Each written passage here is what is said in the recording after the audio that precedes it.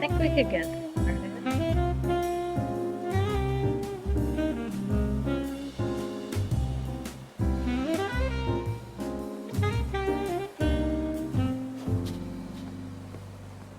All right, start.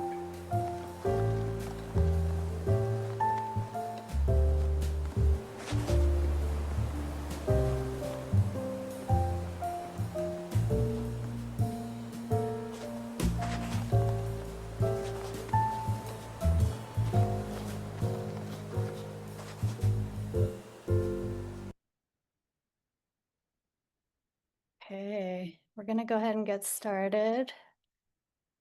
Get situated here.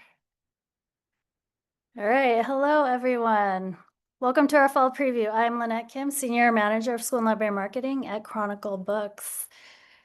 Next slide, please. Here's a quick look at our offerings for today. You will hear from creators and staff members from both Chronicle and LQ. We're also here to help kick off your summer. So live attendees, you are automatically entered to win a gift card for ice cream from Salt and Straw, one of my personal favorites. 2 randomly selected winners will be notified via email after the presentation. This preview is being recorded, so we'll follow up with a video link and an Edelweiss catalog of all titles mentioned today. Antonio is excited for ice cream too, thank you. Without further ado, let's go ahead and kick it off with our first creator.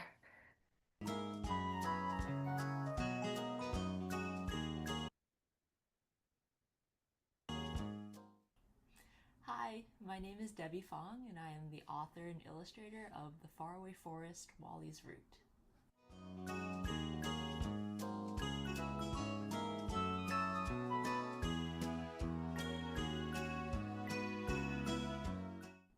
Growing up, I always loved animal stories the best, so once I became an author, I knew I wanted to make a book starring animal characters someday.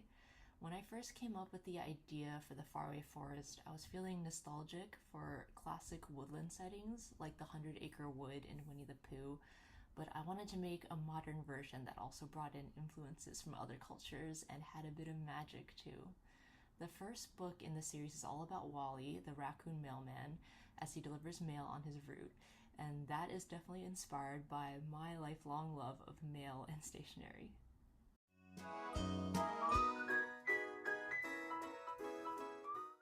So my vision for the Faraway Forest series was to sit in that transitional space between picture books and graphic novels.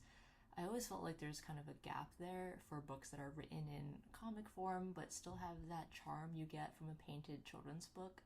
So with that vision in mind, I knew right away that I wouldn't be coloring the book myself, since the look I was going for is not in my skill set at all. But that actually made me really excited because there are so many incredibly talented colorists out there, and I would finally get the chance to collaborate with one of them to create this world. So I put out a call on social media asking for available colorists who could do like a vibrant painterly art style for a new graphic novel, and so many people sent in their portfolios. Kayla Catanzaro was one of them, and I'm so lucky I found her because I couldn't ask for a better collaborator. Her colors bring so much richness and depth to this world, and every time I get new colored pages in from her, it's like Christmas morning for me. I get to open them up, and it's just pure magic. So much fun to see my characters come to life.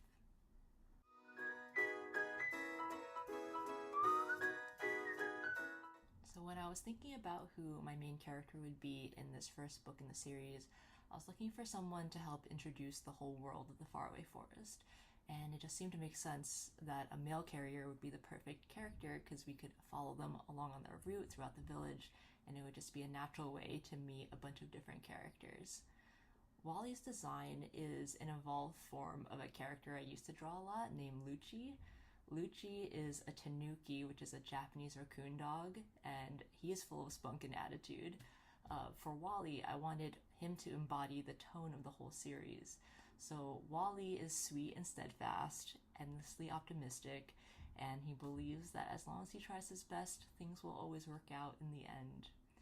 And then to complement Wally, there's Bo, who is much more pragmatic and realistic, but I think it's really nice to see how they both support each other And Wally and Bo are best friends, but they're also adopted siblings who grew up together.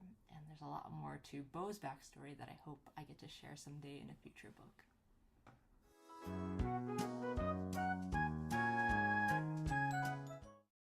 This was a mood board that I sent to Kayla to describe my vision when we first started working together on the series. Normally, I don't think I would have made one just for myself, but it was a fun exercise to kind of think about the look that I wanted to go for in the pages. And a lot of my personal artistic inspirations are here, kind of reflect my own background and upbringing. I was raised in the US, but my parents are Taiwanese, and from an early age, my mom would read to me kids' manga as bedtime stories, which was awesome, and showed me the Studio Ghibli movies, which I've loved since I was little. I think that those stories in particular taught me to have an appreciation for all the quiet moments in a visual story when you might just spend time with a character going about their day. Those moments are so grounding and helpful for us to connect with a character. So you'll definitely find a lot of those in Wally's Route.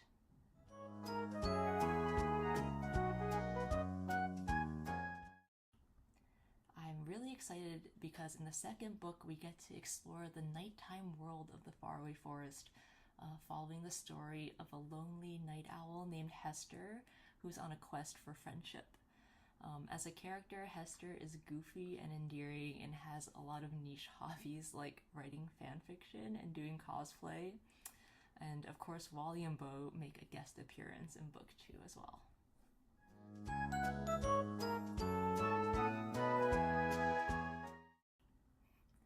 If my book was a snack, I think it would have to be a s'more, because it features marshmallow, which is Wally's favorite, and you eat them while you're camping in the woods. Also, s'mores just have that warm and gooey center, and my hope is that the book will feel the same way to readers, that it gives them the warm and fuzzy feeling once they dive into the world of the Faraway Forest.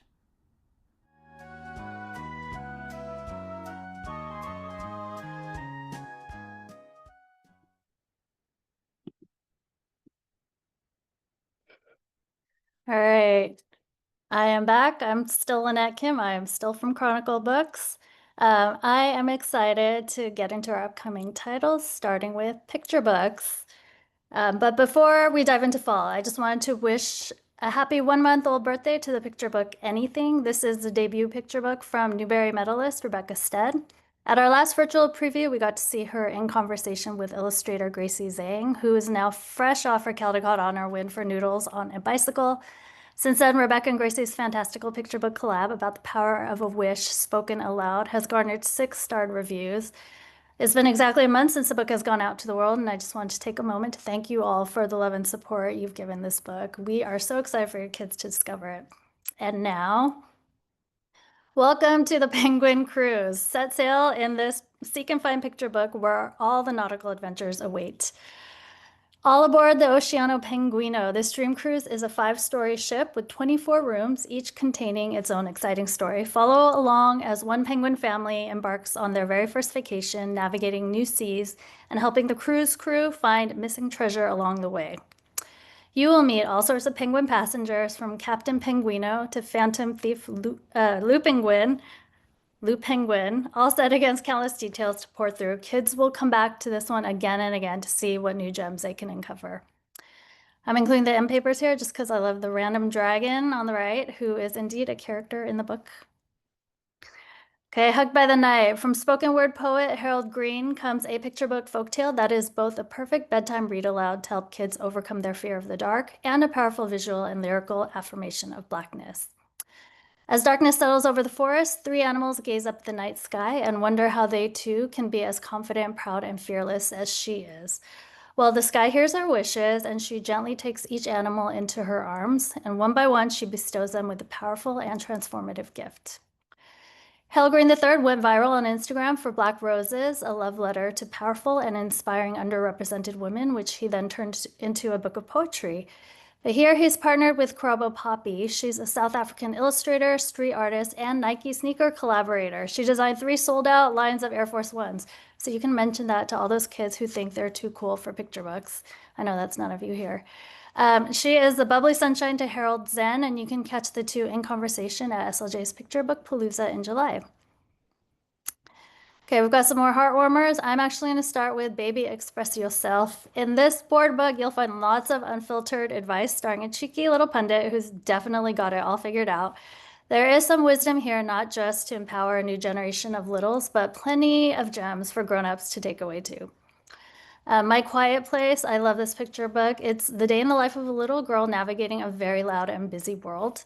With her focus and determination, she identifies creative ways to find those moments of quiet when she needs them, and even to share it when someone else needs it too.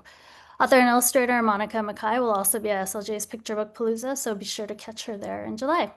And Balloon, this almost wordless picture book is an in-house favorite. I know we've all experienced it, that terrible moment when you accidentally lose a beloved balloon and can only helplessly watch as it floats away. But sharp-eyed kitties will spot something orange and round in every scene as they join in a sweet journey with a little boy to a surprise ending that will absolutely delight you. Okay, and here are the latest books in series by creators that chances are you already know and love. Yes, Annie Barrows and Sophie Blackall are back. The troublemaker duo behind Ivy and Bean are up to their old shenanigans. This time, they would like you to meet two small sisters with very big imaginations. In the second installment, Mermaids and Mix-Ups, Stella and Marigold receive a present. It's a journal that includes space for them to list all their friends. Well, there are a lot of lines on that page, and Stella and Marigold are thinking they better make more friends. Will they need to employ a little so-called magic to make that happen? You'll have to look out for it in early fall to find out. I laughed so hard reading this book. I highly recommend it. And then, speaking of magic, award-winning author Nina LaCour is back with the third book in her Ella Josephine series. For those new to the Ella Josephine books, these are Nina's charming stories about a very special apartment building in San Francisco. But it's a wonderful community of residents, including Ella Josephine herself, who make it magical. Nina has admitted she wanted to write an escapist chapter book series about a very utopian community of city dwellers, and who can't use a little utopia right now, I say. We're going to move on to some nonfiction.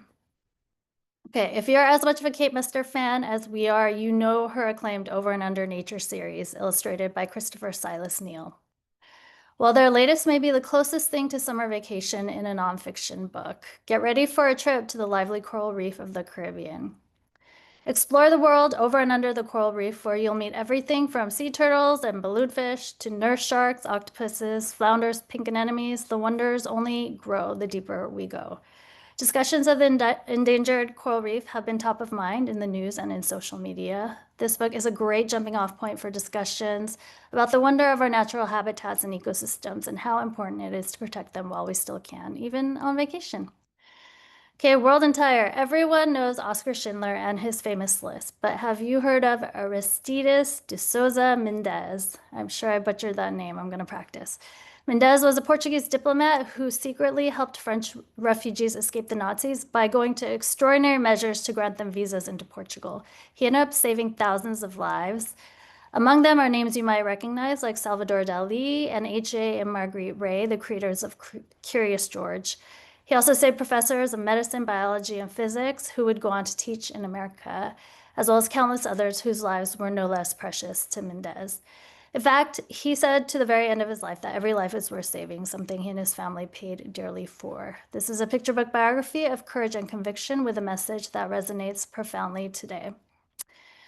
Okay, and here's an awesome illustrated compendium for middle graders featuring real-life role models, both current and historical. Leandas celebrates 60 legendary Latin icons who have changed the world. It profiles famous modern-day figures, many of them still living, as well as past and lesser-known heroes. You will get to know or revisit icons like Frida Kahlo, AOC, Sonia Sotomayor, and Elizabeth Acevedo, among many others. And yes, that was Shakira who was on the cover. Hand this one to fans of Little Leaders and Goodnight Stories for Rebel Girls. And then wrapping up our nonfiction, The Vanishing Sea is told in an incredibly accessible folkloric style. It's the little-known story and the cautionary tale of the devastating disappearance of the Aral Sea outside of Russia as a result of commercial greed. The fishing community there not only lost their livelihoods and the beautiful biodiversity of their home, but also are witness to the negative impact that stretched to far-reaching countries. And I'm going to steal an anecdote from the book's editor. The author-illustrator created the final art on one piece of paper. So it's long enough that it goes from the front door of Daenerys' house through her living room to the kitchen. I cannot wait for you to see the finished book. And globally acclaimed Taro Gomi is back with a follow-up to his big book of words. This time he's tackling action words and delivers yet again with his signature charming and detail-heavy art. To me, his books are like Where's Waldo, but with a cool Asian pop art sensibility, which I think makes it an especially engaging way to introduce little ones to grammar.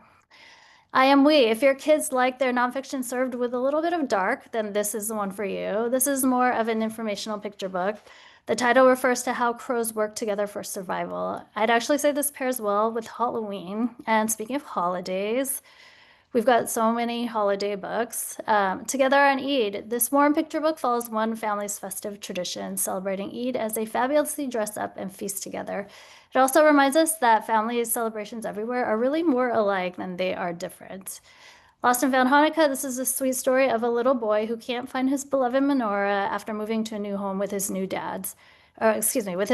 But with the inadvertent help of a bodega cat, he finds that everything in his new home can be made right again, just like in the story of Hanukkah. Tiny T-Rex and the Itty Bitty Bun Bun. In this adorable board book, Tiny T decides to assume the mantle of Easter Bunny in order to plan sweet surprises for Mom and Dad Rex, who unthinkably don't receive Easter baskets of their own. Who knew? Be sure to come meet bestselling author and illustrator Jonathan Stutzman and Jay Fleck at our ALA booth on opening night. And speaking of best-selling, the beloved construction site crew's back, now for Hanukkah Lights. This Lift the Flap book shows the crew once more working together, this time to find ways to bring Hanukkah to the construction site. Watch them light the menorah, deliver mounds of gifts, and build a dreidel, all in creative, unique ways that only the construction crew can. And from the dream team behind the recent New York Times bestselling construction site Garbage Crew comes Steam Train, Dream Train, Next Stop Christmas. The Animal Friends and the first magical Steam Train book are back, and this time they're busy loading up the cars for the holidays before it takes to the air to transport warmth and magic everywhere. Okay, and I am wrapping it up, I promise. Really quickly, while on the kids' side, we focus on visual books for young readers. We do have a lot of really fun adult nonfiction that could appeal to your older teens. I find your lack of candy disturbing is basically a Halloween greeting card in a book with art, puns, and jokes featuring beloved Star Wars characters. And it does include art by Chronicle fan favorite Jeffrey Brown, who you might know from books like his beloved Darth Vader and Son, and most recently his take on the Uncanny X-Men. Curious Coffins and Riveting Rituals. We've been getting a lot of love for this one. This will give your readers an entertaining but also deeply compassionate look at beliefs about death and dying around the world. Talking to My Father's Ghost. So this is a sort of memoir by millennial cartoonist Alex Crocus. It's based on his own experience of family, but told with lovable anthropomorphic characters. In Talking to My Father's Ghost, Alex has just lost his beloved father. That is until Dad comes back as a ghost, and Alex is delighted. What follows is his navigating the next year of his life of grieving and growing with the help not just with Ghost Dad, but also the support of his wacky family and friends. There's so much humor and heart here. It's just a really unique take on loss and love. Alex will be at Alias graphic novel speed dating event, so please come say hello. Guerrilla Art Guide, Carrie Smith, bestselling author of Wreck This Journal, is here to find and unlock the inner artist or activist in all of us. Your teens can create everything from sidewalk chalk quotes, stickers, and stamps to stencils, art scavenger hunts, wish trees, and more. The Small But Powerhouse Guide shows how small artistic acts can start a quiet revolution. And finally, Instant Ramen Kitchen. For teens who love to cook it up or are heading to college, ramen is cheap, it's the ultimate comfort food, and it's fast and easy. But as Peter J. Kim argues, there's also room for creativity and experimentation, which he makes space for in this genius cookbook. And that is it from Chronicle. My contact info is on the slide. Thank you so much for being here and for listening. And now we are going to take a lovely commercial break with the much beloved Ellen Heck, author of Sunflower Seeds.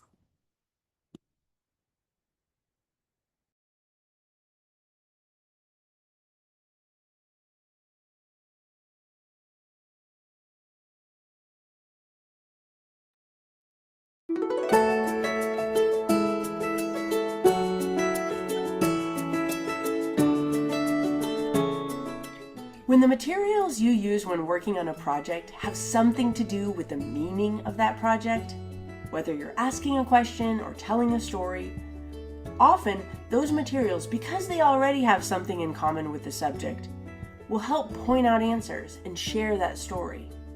And the process of working with those materials might even bring up new questions and observations. I'm Ellen Heck. I'm the author and illustrator of the book Sunflower Seeds, which tells the story of a kindergarten class as they plant sunflower seeds and watch them grow. It's told from the perspective of a boy who notices things, and we get to follow this growth cycle with him.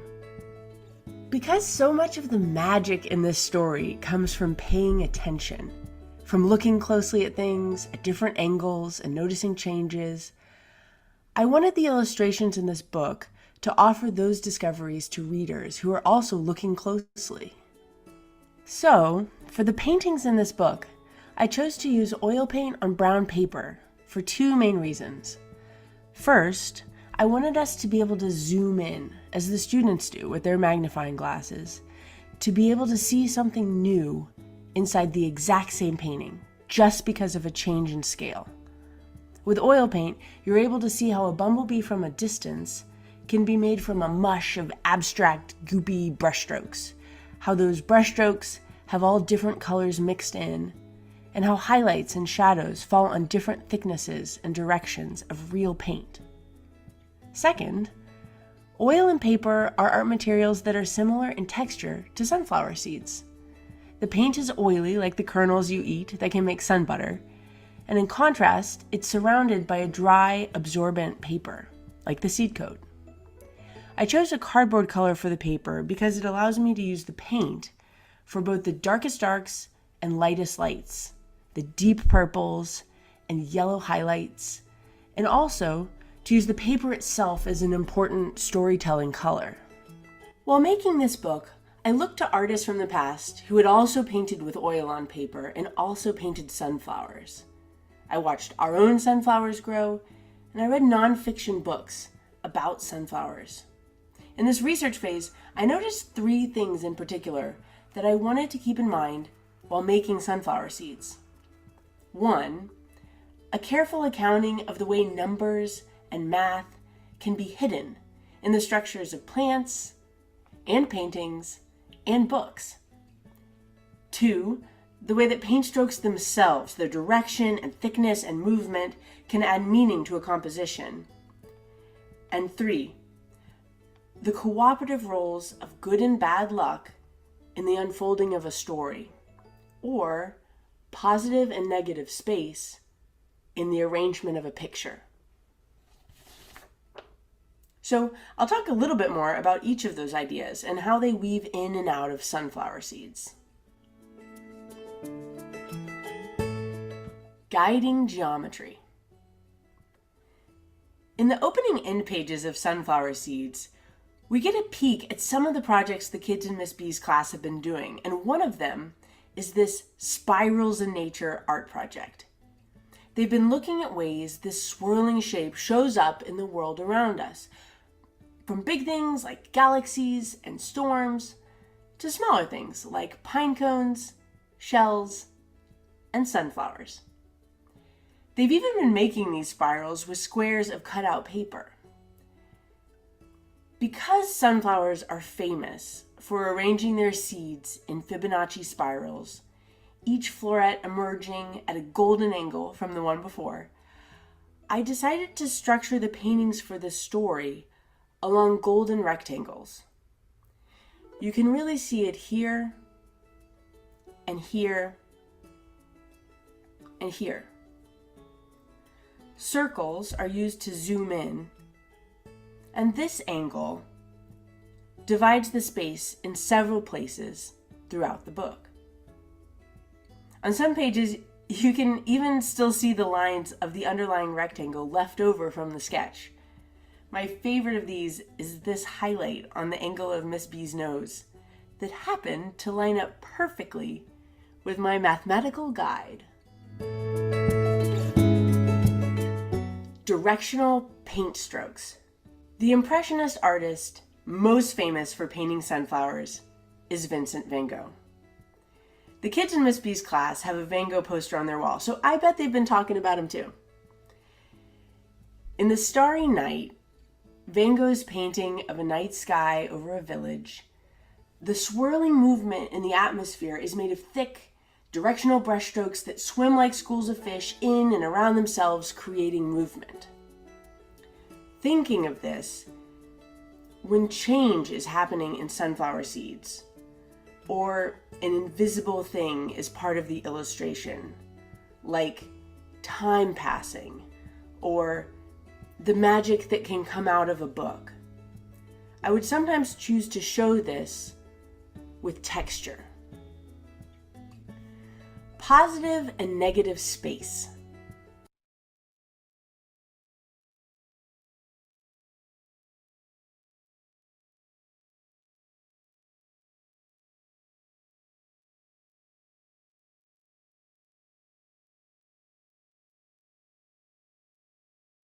Hey everybody, it's Antonio from LQ, and I just wanted to just take a minute to take a break from the video, and that entire video is going to be on YouTube. It's so incredible to watch what how thoughtful, how wonderful Ellen is. She really, really, really thought through like every single aspect of this book in a way that I think is incredible. It's just really incredible. And I was trying to see if I could show you her Edelweiss page. Let me see if I can stop sharing.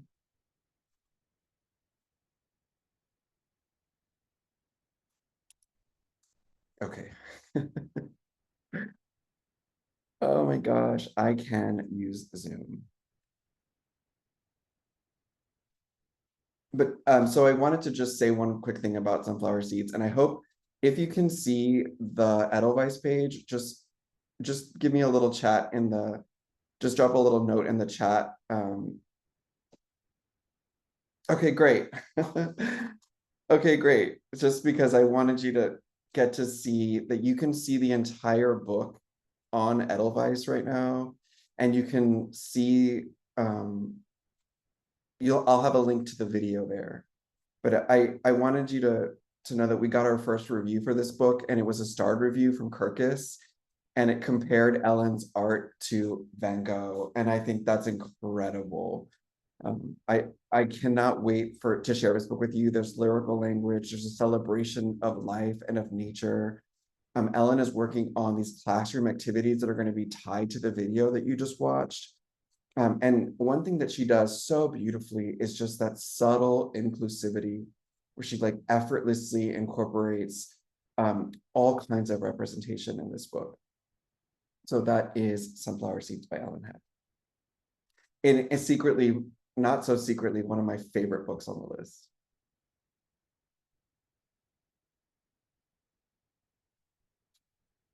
Okay, so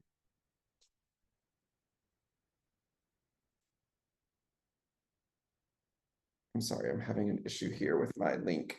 Can I take a quick minute just to like figure out how, I think I clicked on the wrong Edelweiss link. So let me see if I can figure out where it is. I'm so sorry. I thought I had this all organized. Okay, here I am.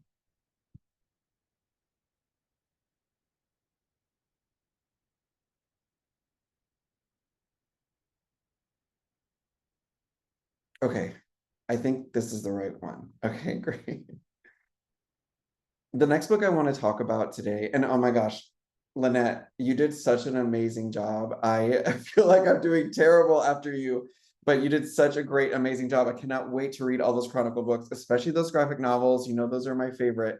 So I cannot wait to read that new book by Debbie Fong. I think it sounds wonderful. But back to our list, I want to share a new book by Daniel Nayeri. This is a World War II adventure from national bestseller. It's Daniel's most accessible book yet.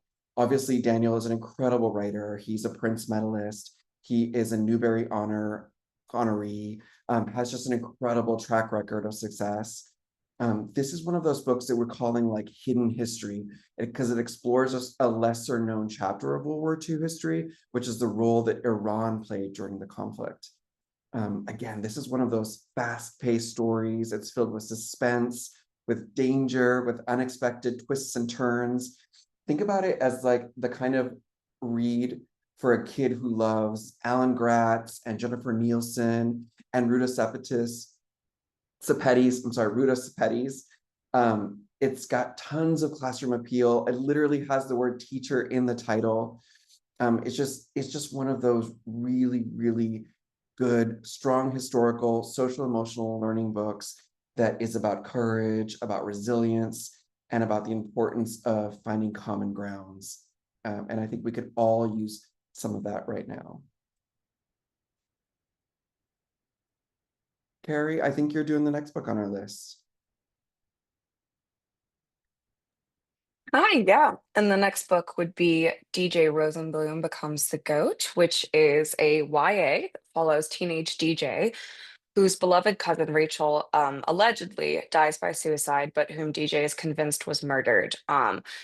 As you know, as we can predict, sort of a coping mechanism. When she moves to Rachel's hometown, she's prepping for her bat mitzvah, and she's also investigating Rachel's death. And it's this kind of faux murder mystery caper that hides within it really deep explorations of grief and friendship and self-discovery and honesty and laugh out loud insights. Gen Z author Abby White is a debut, really young talent that we're super excited about. You can see we have this super fun, gorgeous cover from Angie Kang that's hand painted. And we've really been hearing from teachers and librarians that they're looking for something they consider like true YA to really cater to that 12, 13, 14-year-old age range, not below, not above. And this is exactly in that niche. It has just a really incredible voice that hooks you from the first few pages, and I think just has such a beautiful and necessary take on teenage mental health. We say that it's perfect for fans of Looking for Alaska, and the TV show Never Have I Ever got that kind of buoyancy to it, this like levity and sense of humor, even as it deals with heavy topics, even and especially as it deals with heavy topics. And yeah, just Abby White's someone to watch. I think really excited about this one. This is also me. This is self-portrait. So this is one of our, we do translations from Dutch from the Netherlands. And our main character here, Jip, has an assignment from school for spring break to draw a self-portrait. Should be easy for someone who can draw so well, but Jip's thoughts keep wandering, and it's this kind of internal study to the new boy in class, to beetles and fireflies, to this party that's coming up on Friday, and especially to the boy who changed Jip's world once and for all. This is a YA book that kind of swept all the YA awards and attention in the Netherlands at the end of last year. And just like DJ, it's a really true YA, perfect for that 12, 13, 14-year-old range, right around 200 pages. It also has beautiful line work drawings without Ludwig got his start as an illustrator, and this is his first book that he's writing. It is typical for LQ, a wonderful addition to the canon of YA trans literature. So Ludwig himself is trans, and this is a very personal, introspective story. Also, the translator, Lucy Scott, was just a finalist for the National Book Award for Translated Literature. So very skilled, very awesome to get to work with her. So it's also me. So Fire from the Sky, Moabak Astot's first book that we published, won a Prince honor last year. Very, very, very excitingly. It was the second translated title to ever be honored by the Prince, and only the third Indigenous title to ever be honored by the Prince. It is Mua is a Sami, the indigenous group in Sweden. And her second book, which has also done very well in Sweden, is Just Like Fire from the Sky, which you guys should check out if you haven't. A really tender love story with a very personal coming of age core at the heart of it. This is about half Sami, half Swedish teenager Vilda, who has a bit of an identity crisis when her grandfather on the Sami side of her family abruptly passes away, costing her strongest link to her Sami identity, which she had not given too much thought to before.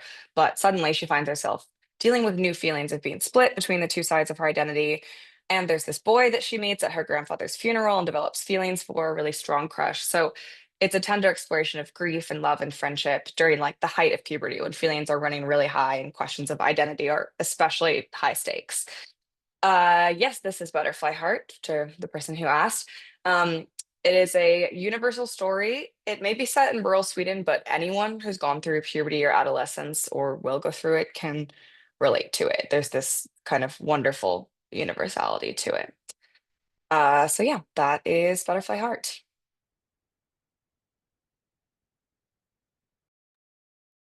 Harry, that was fantastic. You're so good at this. I'm excited about Ami Moon. It's one of the books that we in the office have been super excited about on the back end, or just kind of being like a book that everyone has been really, really behind. Um, we're introducing a brand new 3-book series and introducing a new creator, Francis Lee. And I'm going to page through some of the art here just so you can get a sense of the real dynamic art. These are all some of the early images that we were able to share, but it's just so wonderful. Like I said, Francis Lee has a really anime style artwork. It's eye-catching. It's going to have you rooting for Rosa the Shark and the whole cast.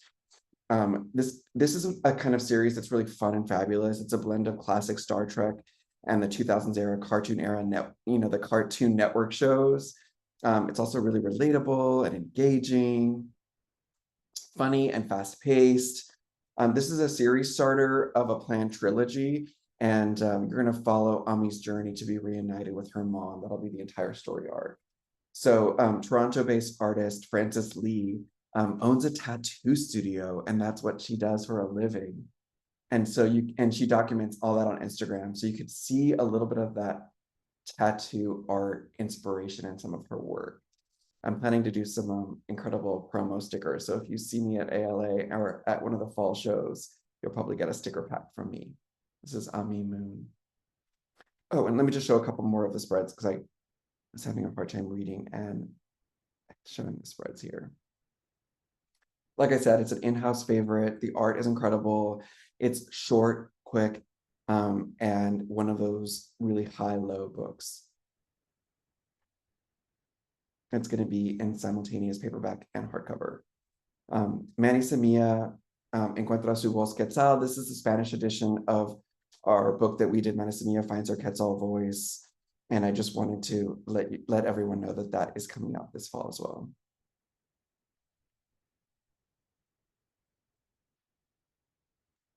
Popcorn. Am I doing Popcorn Bob, Carrie? I think I am. Um, I'm happy to do it. I don't think we had it on our list. We can do a little Popcorn Bob. It is part of the Popcorn Bob Easy Reader series that you may be familiar with. But it is a picture book installation, and you can probably discern just from the cover, Popcorn Bob, he really is just exploding all the time. He has anger issues. He can't stop popping, and it's a great social emotional learning book about how to both embrace the positives of feeling a lot like he does and also chill out a little bit.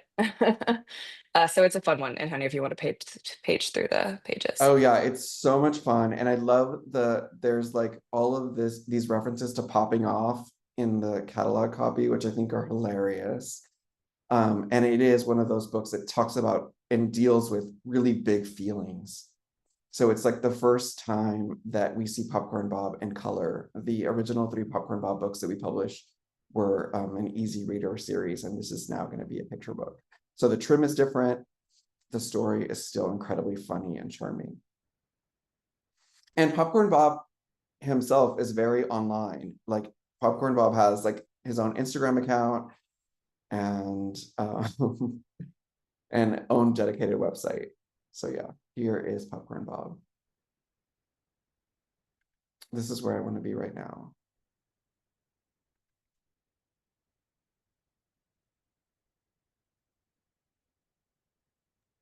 This is me. So this, I Am the River, is an extraordinary nonfiction book about the Detroit River and the famous Bob Lowe boats, if anyone knows anything about them. So it tells the story of the river like from the beginning. So beginning even before humans were there, it takes you through the native history of the river and then eventually brings you into the 19th and 20th centuries. So talking about how this river and crossing it into Canada was often the last stop on the Underground Railroad. So this is an example of another example of this kind of theme of hidden history, which we're going to see a couple of times on this list, several times. because it moves on to the central story of the book, which begins in 1945 with this Black woman, Sarah E. Ray, who was prevented from riding one of these famous Bob Lowe boats across the river to this island because the transportation was segregated, which feels, always is egregious, but feels especially so given its significance as a stop on the Underground Railroad. She was obviously not having that, and together with Thurgood Marshall, took the case all the way to the Supreme Court. It was a really crucial, influential case on desegregation that helped pave the way, even 10 years before Rosa Parks helped pave the way for the cases that outlawed segregation across the country. So, really weird that it's not a story that's told more often. And Patty Gouch is like this children's book legend. She was the editor in chief at Philomel for a really long time. And then Leah Henderson, who co-wrote it with her, is this incredible award-winning author and just great person. And the design and the art from Crystal Marshall is really extraordinary. It has this like flowing quality to it that kind of carries the motif of the river all the way through. So yeah, that's an exciting addition to our nonfiction list. Now we have A to Z Tech. I am such a fan of Emmanuel Valtierra. He was the illustrator for Pilgrim Codex, which we published this spring. That got 4-starred reviews. This is his first book that he's both writing and illustrating, and it's using the same kind of incredible art style that he used in Pilgrim Codex. So he has this vibe where it's really inspired by ancient codices, Mesoamerican pre-Columbian art, but it's also bringing this like almost pop art video gamey style to it. I'm really reminded of Mario, particularly with Pilgrim Codex, and we've been getting this feedback a lot. It's a super appealing art style for kids. So A to Z Tech is an alphabet book, taking 26 different words, drawing from Aztec mythology, concepts, gods, using a lot of Nahuatl words, but also some different pre-Columbian Mesoamerican cultures, some modern day Mexican. Each spread has this incredible artwork with all these different Easter eggs going on, and a really fun poem to kind of introduce these different words and concepts and gods and different things. Different pronunciations are included when applicable, and it's for both English and Spanish speaking readers. So this is a really fun one. We're really excited to build. Emmanuel, we think he's just one of a kind artist. And yeah, I like that scrolling down, Antonio, because it really means that you can see all the different fun color palettes that we have going on. Really love those illustrations.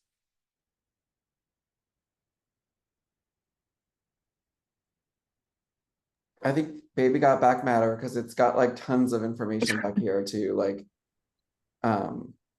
about the mythology and about the pronunciation for all the words, which I love to see that. And then speaking of bilingual books, we're gonna have Chooch in Spanish. Chooch is this year's Caldecott medalist. We're so proud of Rebecca and Andrea, and we are even more thrilled having this title available in Spanish for the first time this fall.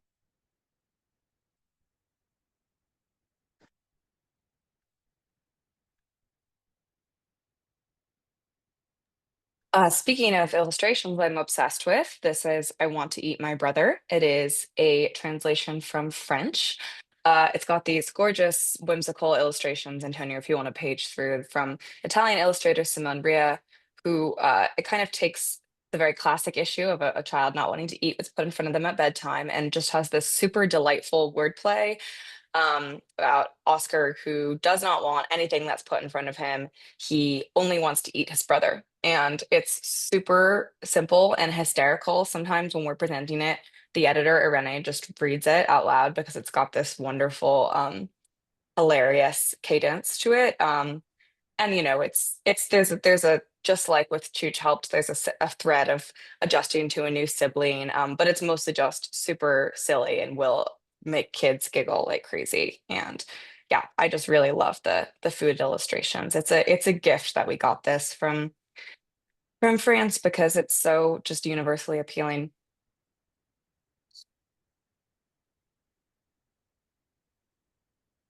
Worthy is also me. This is a nonfiction book from Andrew Wang, who you may know from being the author of the Caldecott Medal winning and Newbery Honor winning picture book Watercress.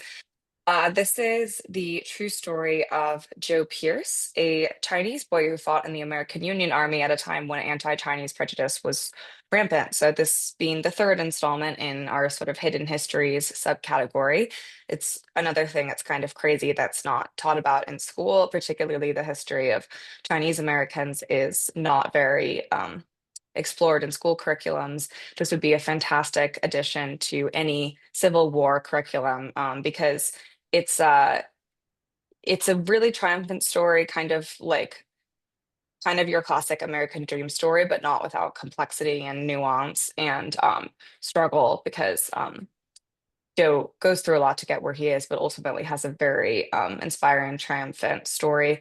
Also, it's introducing a new illustrator, Yua Vang, who has this kind of stunning cinematic artwork with really meticulous detail. And it's a very thoughtfully researched account from a very accomplished author that many people know. So we're super excited to be publishing it.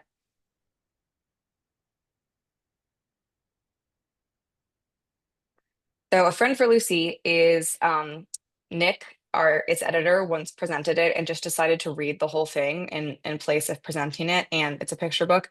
And by the end, tears were just streaming down his face. And I really wish that we had time to recreate that because it was absolutely the highlight of that preview. It's a very moving book. So it's a book about this ghost girl, Hannah, she's worried about her sister Lucy, who's this older woman, right? So she's like, been a long time since Lucy left the house. There's no one anymore to share cake with or watch a movie with or read a book. And so Hannah, the ghost girl, is gonna go see if she can make a friend for Lucy. But the problem is she's a ghost and no one can see her except for this one other girl that you can see there. So they become friends, and eventually Leah comes over for a visit. And the three of them all share a really wonderful moving day together. There's this moment at the end I don't want to spoil, but it's a really surprising, resonant moment. Yeah, so it's a new book about finding a friend, also about the relationship between the old and the young, the importance of, showing like befriending and hanging out with older people who may not have as many friends. And yeah, the illustrations have this kind of old-fashioned classic feel blended with more of a comic style, which is really cool. But yeah, this is a really special one.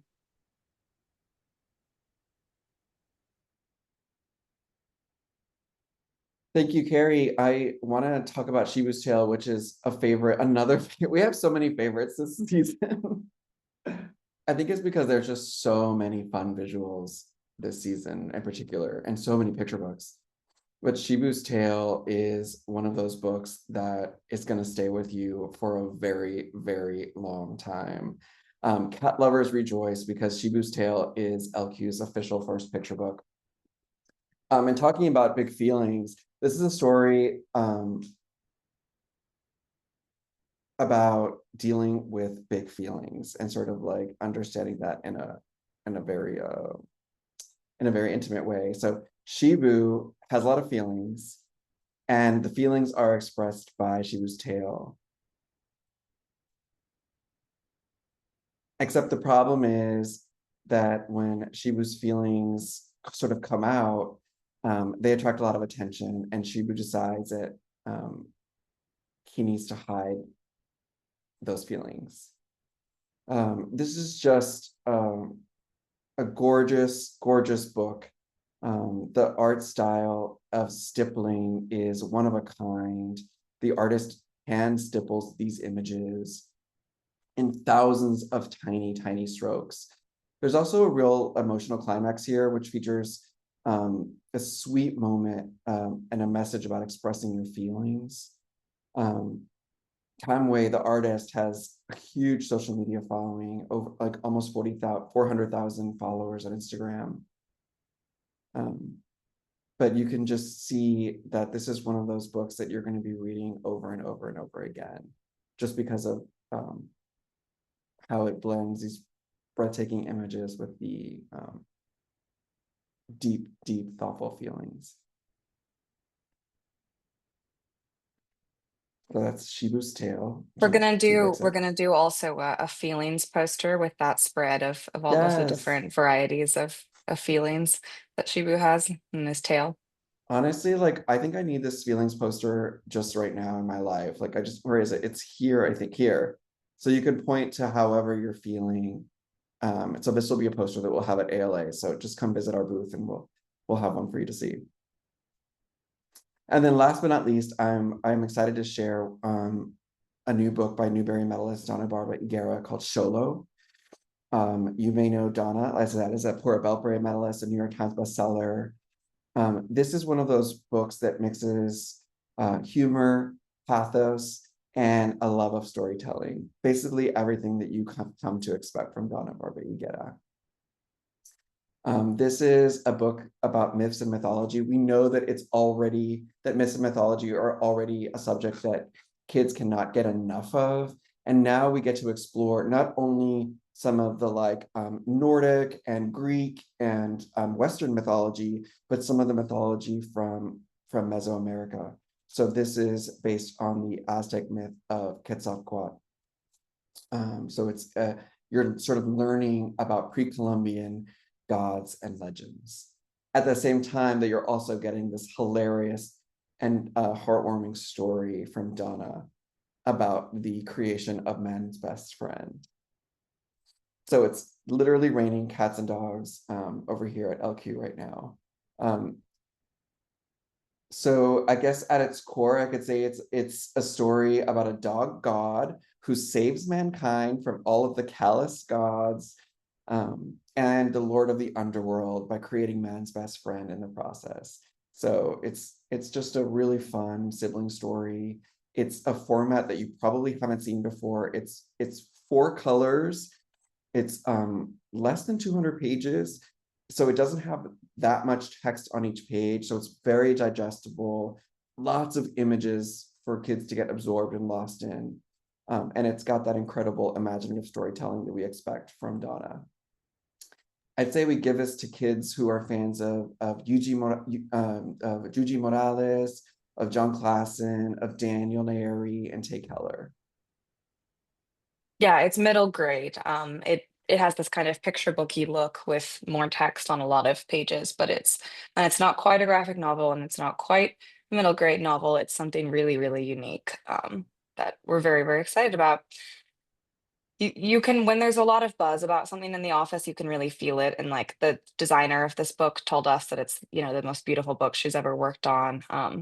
Just really exciting stuff. Yay. And I think that is it for us over here at LQ. Lynette, what did I miss? Tech problems. You missed nothing. That was a great list. I'm really excited to see these in person, you guys. Yeah, I hope you all are coming to ALA because we'll have a lot of these books there. So please do join us. Thank you for joining us. We wish you all the ice cream in the world. Yeah, just have an amazing summer. You can reach out to us. We'll send out a follow-up email. And we will talk to you all soon. Thank you.